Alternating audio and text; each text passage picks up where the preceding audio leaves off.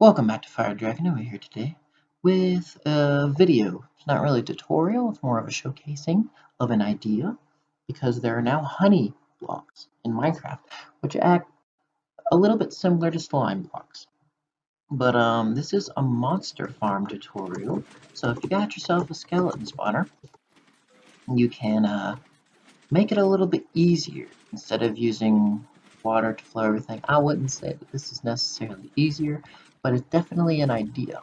You are able to now, with the honey blocks, have any monster, entity, whatever, be pulled along because you are an entity.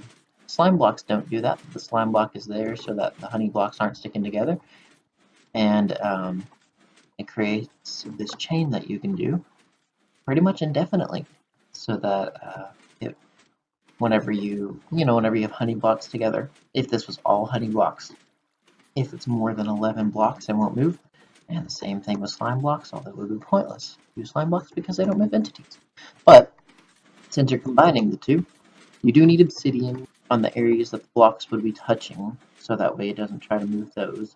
So any area that you need blocks, or that you were trying to stop things from going too far, you need obsidian, which is a hindrance for sure, but it works.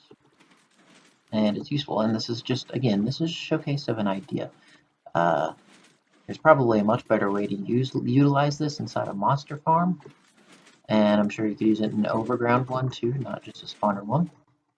And it's relatively simple. You just hook up a bunch of redstone to everything.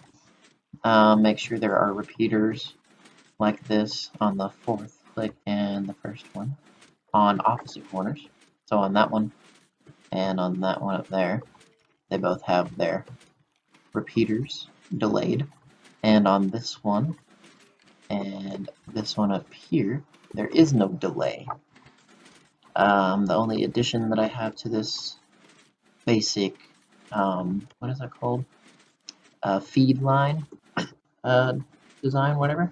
I've added an extra piston to push off the skeletons whenever they get there. I'm sure there's a different way to do that too if you would like to use it. But this works just as well. So yeah, you have the basic, and I think there is a new updated version with observer block that you can use instead of using this old system of a block inside a hopper and dropper.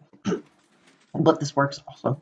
So yeah, you get your repeaters, redstone torch. This lever basically just stops and starts the whole system. You don't even need it here if you want to keep it on 100% of the time. But it's pretty simple, and you just feed around the blocks. It pulls entities down, in this case skeletons, pushes them out, and you have them fall however far you want, which I think 22.5 blocks is where you want it now. But if you got a stone sword, who cares? So here, where's the swords? There's swords. Give me a stone sword, and we are going to demolish all of these. Okay.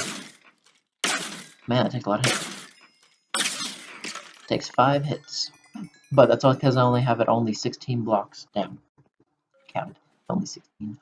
But that's a lot of skeletons that I just killed, and it hasn't been running for too long necessarily, like 5-10 minutes at the most.